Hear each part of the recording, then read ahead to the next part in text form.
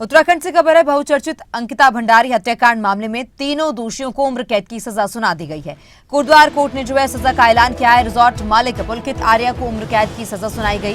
कर्मचारी सौरभ भास्कर को उम्र कैद, साथ ही दोषी अंकित गुप्ता को भी उम्र कैद की सजा सुनाई गई है। पीड़ित परिवार को 4 लाख का मुआवजा देने का भी ऐलान किया गया है। पीड़ित परिवार को 4 लाख का मुआवजा दिया जाएगा। 18 सितंबर 2022 को अंकिता की हत्या की गई थी।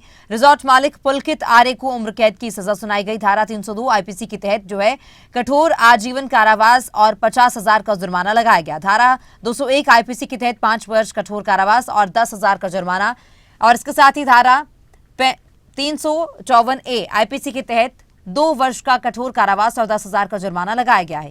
धारा 3(1)D आईपीसी एक्ट के तहत जो है 1 साल जेल और 2,000 का जुर्माना लगाया गया। दोषी सौरभ और अंकित गुप्ता को भी उम्र कैद की सजा सुनाई गई है। तो दोनों को धारा 302 आईपीसी के तहत उम्र कैद की सजा सुनाई गई।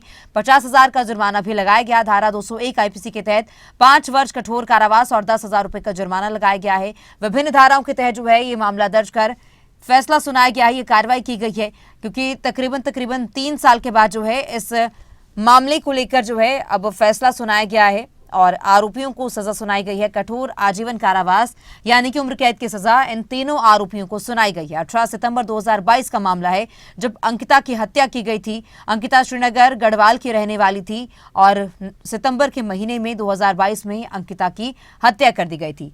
वंतरा रिजॉर्ट में रिसेप्शनिस्ट थी अंकिता भंडारी और अंकिता की 18 सितंबर 2022 को जो है हत्या की गई। घटना के 1 सप्ताह के बाद चीला नहर से अंकिता का शव भी बरामद किया गया और इसके बाद जो है इस मामले को लेकर राज्य भर में जबरदस्त हंगामा हुआ था। इंसाफ की गुहार लगातार लगाई जा रही थी और कहीं ना कहीं राजनीतिकरण भी इस मुद्दे को लेकर किया जा रहा था। अब इस मामले में 3 आरोपी हैं जो कि पुलिस की गिरफ्त में हैं और अदालत में उन्हें पेश किया गया। अदालत की ओर से सजा सुना दी गई है। और इसी पर हमारे साथ अमित तोमर जो कि सीनियर एडवोकेट हैं वो जुड़ चुके हैं। अमित जी, पहले तो बहुत स्वागत आपका खबरें अभी तक पर। और अमित जी, तकरीबन 3 साल के बाद जो है इस मामले में अब फैसला सामने आया है। इंसाफ जो है परिवार को मिला है। 3 सालों के बाद तीनों दोषियों को उम्र कैद की सजा सुनाई गई है। किस तरह से देखते हैं, क्या कहना चाहेंगे?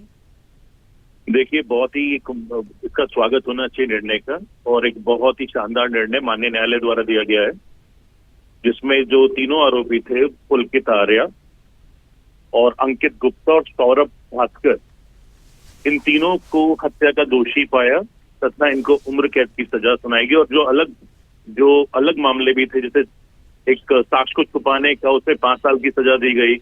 एक 354A का मुकदमा था, उसमें 2 साल की सजा दी गई।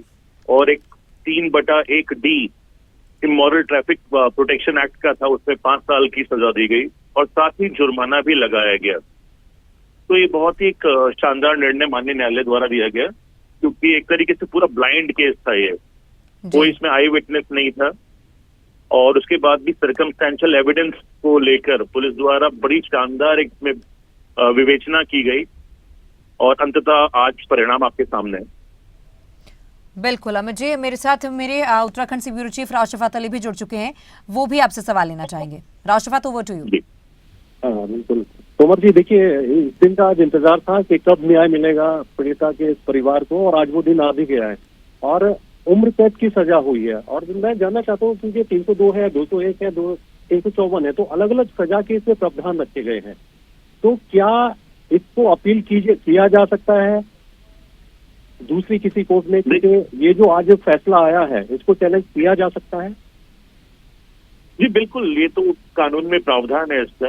अभी उच्च न्यायालय है और उच्च न्यायालय के बाद उच्चतम न्यायालय है, तो ये तो एक नॉर्मल फिनोमेना है। तो कोर्स ऑफ एक्शन, तो ये लीगल कोर्स ऑफ एक्शन तो चलता रहेगा जी। तो इसमें तो मुझे लगता है कि ये लोग अपील में जाएंगे ही जी। इसमें अमित जी, क्या अलग अलग प्रावधान होते हैं? जैसे 354 में जो ए है आईपीसी की धारा, 2 वर्ष का इसमें कठोर कारावास है और 201 में 5 वर्ष का। तो क्या ये जो चार्ज फ्रेम होते हैं इन सब में अलग अलग सजा के प्रावधान के तहत ही सजा सुनाई जाती? देखिए, मैंने अभी निर्णय पढ़ा नहीं है, लेकिन जनरली जो होता है ये सजाएं जो हैं साथ साथ चलती हैं। जैसे आजीवन कारावास की सजा हो गई तो उसका मतलब तो है कि एक व्यक्ति जीवन भर जेल में रहेगा। अब जो साक्ष्य छुपाने की सजा है उसमें 5 साल की सजा दी गई है। तो जनरली क्या होता है, कंकरेंटली रन करती है एक साथ। ऐसा नहीं कि आजीवन के बाद 5 साल, ऐसा नहीं होता जनरली। तो अब और निर्णय मैंने पढ़ा नहीं, उसके बाद ही आपको इस पर टिप्पणी कर पाऊंगा मैं। जी, शुक्रिया अमित जी हमारे साथ जुड़ने के लिए। ओवर टू यू तमन्ना। जी बिल्कुल, जी, बहुत शुक्रिया अमित धन्यवाद। जी, आप हमारे साथ जुड़े, अपनी जो बात आपने रखी है। तो जिस तरह से अंकिता भंडारी मर्डर केस में अब 3 साल के बाद ये फैसला सुनाया गया है और इसको लेकर जो है कहीं ना कहीं परिवार ने भी राहत महसूस की है। परिवार की ओर से कहा जा रहा था कि उनकी बेटी की जिस तरह से हत्या की गई है, मौत का बदला मौत होना चाहिए। हालांकि उम्र कैद की सजा सुनाई गई है, तो कहीं ना कहीं ये राहत की खबर जरूर है।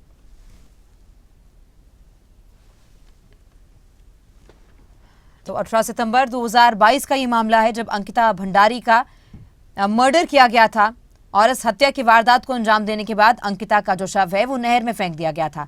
तकरीबन 1 सप्ताह के बाद अंकिता की जब डेड बॉडी बरामद हुई, पूरे प्रदेश में जो है इसको लेकर विरोध भी जताया गया और ये मुद्दा ऐसा था जिसको लेकर प्रदेश में लगातार राजनीति भी होती रही।